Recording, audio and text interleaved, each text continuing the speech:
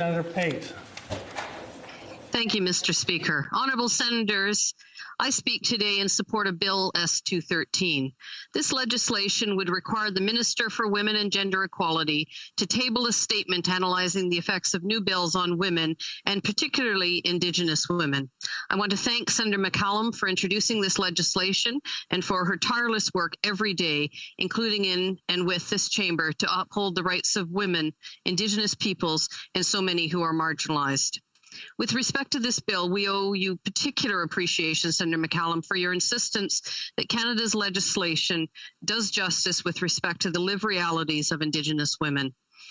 Our ongoing debates on Bill C-7 have emphasized the vital need of feminist, disability, and critical race lenses by which we consider legislation.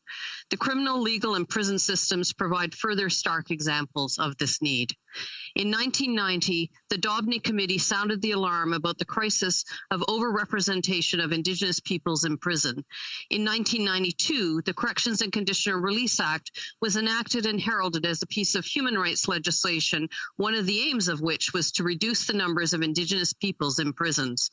In 1995, the Criminal Code was amended to require sentencing judges to prioritize consideration of non-carceral sanctions, particularly for Indigenous peoples. These realities notwithstanding, when the Supreme Court of Canada weighed in 1999, 12% of federally sentenced prisoners were Indigenous. Today, that figure sits at 32%, and when you look at women alone, they are 44%. Two-thirds of women in federal prisons are mothers with primary care responsibilities for their children. Their incarceration perpetuates decades of policies of forced separation, particularly of Indigenous children from their parents, the state-sanctioned removal of children, and discriminatory child welfare practices and policies that continue. The legislation that Parliament has passed has played an undeniable role in the overrepresentation of Indigenous women in prison, among those living in poverty with disabilities on the streets, as well as among the disappeared, the dying, and the dead. Particularly since the elimination of the Canada Assistance Plan, we have witnessed the evisceration of Canada's social, economic, and health safety net, and the abandonment of too many to poverty, homelessness, or the system that has become the default for dealing with those most at risk or on the margins, and that is, of course, our criminal, legal, and penal systems. At the same time, we have seen the exponential growth of sentencing measures like mandatory minimum penalties from about 10 mandatory minimum sentences in the criminal law to about 72. Mandatory minimum penalties have prevented judges from doing their duty to take into account the individual and all relevant circumstances of the cases in front of them and consider whether alternatives are appropriate, particularly when it comes to acknowledging and redressing the realities of colonialism and systemic racism in the lives of Indigenous peoples, Black Canadians, and people of color, as well as for those with disabilities. For this reason, the Truth and Reconciliation Commission and the National Inquiry into Missing and Murdered Indigenous Women and Girls have called for action on mandatory minimum penalties. We have also seen the ratcheting up of fees, wait times, and application requirements for relief from the burden of criminal records in order to allow people to move on and integrate successfully into the community. Records bar access to jobs, education, volunteer opportunities, housing, and even long-term care. The result is marginalization, stigma, and poverty for not only for women and Indigenous women with past convictions who have long since been held accountable, but also for their children and their families. The inequitable results of the current legal system and structures are painfully clear in the story of a young Indigenous woman who was recently sentenced after pleading guilty as a result of actions carried out when she was a teenager, just aging into adulthood. She had been working at a minimum wage job, but in the absence of adequate pay, benefits, and social and economic supports, was not earning enough to get by and so turned to drug trafficking. As permitted and encouraged by harsh sentencing measures such as mandatory minimum penalties in the Criminal Code, the Crown planned to pursue a prison sentence for this young woman. She had accepted responsibility for the harm she had caused and was working within several communities, including her own, to try and make amends. Sending this young woman to prison would have caused her to lose her relationship with her child, her housing, and a job she had lined up, and she would have benefited absolutely nobody.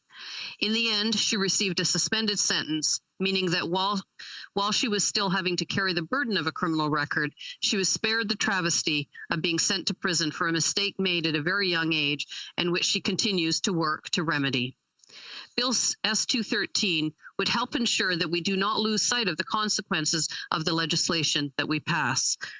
For Senate public bills like S-207 and S-208, introduced this fall in efforts to help address systemic racism, sexism, and inequality associated with mandatory minimum penalties and criminal records, respectively, Bill S-213 would help provide analytical information to assist parliamentarians to analyze their impact on women, and in particular, Indigenous women.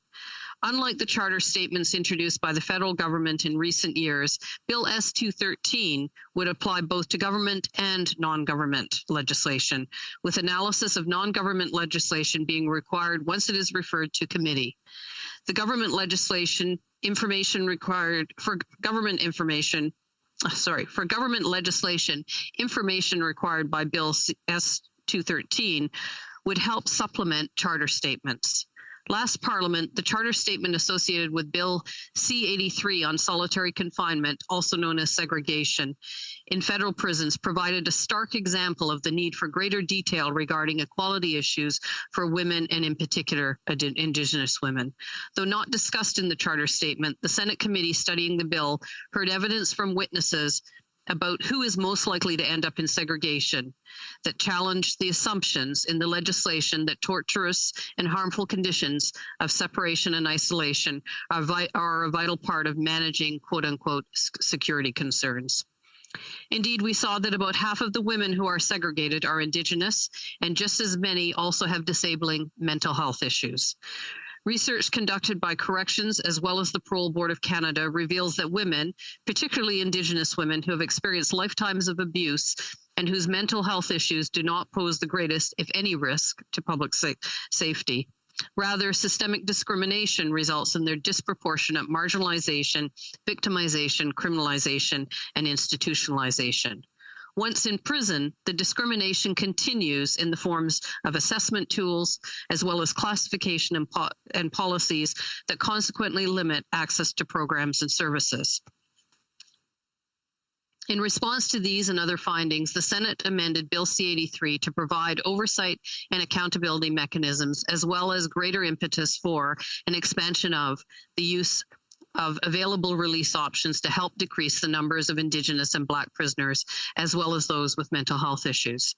Bill C-83 was presented as an end to segregation in federal prisons, but as the work of the Minister's Advisory Panel overseeing implementation of the bill has revealed in very stark contrast, people continue to be held in conditions amounting to solitary confinement and torture, and Indigenous women continue to be overrepresented in such conditions. This trend has been exacerbated by the COVID pandemic, during which whole prisons have been unlawfully locked down, relegating most prisoners to prohibited conditions of isolation and confinement, according to Bill C-83. Recently, both C-7 and the COVID-19 crises have also laid bare extensive and overlapping inequalities shaped by Canada's health, social, and economic policies. These inequalities demonstrate the vital need for the type of lens proposed by Bill S-213. In the lead up to and during COVID-19, women and Indigenous women have been more likely to be living below the poverty line and working precarious jobs, at greater risk of losing their jobs as a result of the pandemic, less likely to be covered by employment insurance, more likely to have taken on unpaid work, caring for loved ones who are young, elderly, or living with disabilities, and at greater risk of experiencing domestic violence and abuse. Public calls for more responsive, transparent, and accountable legislation, policy and practice are evident in all that we are doing and are currently underscored by our examination of the impact of decades of neglect when it comes to our state, social, economic, and health systems. As we look towards further debate, we must be alerted to the voices of marginalized women, including women with disabilities and Indigenous women. Many are indicating that we risk expanding all kinds of intersecting issues when we don't examine the intersections of economic, social, and health supports, or more to the point, the lack of them, and that we don't ensure the quality of life promised by Section 15 of the Charter is available and delivered for all. Ensuring robust analysis of impacts of legislation on those who are already most marginalized will also help to guide us toward and ensure that we are passing legislation that lives up to the commitment the government has made to, quote, building back better, and to leave no one behind. Bill C-213 would enhance tools to better ensure that the legislation we pass leads to a more just, a more equal, and a more fair society for all. Miigwech, merci. Thank you.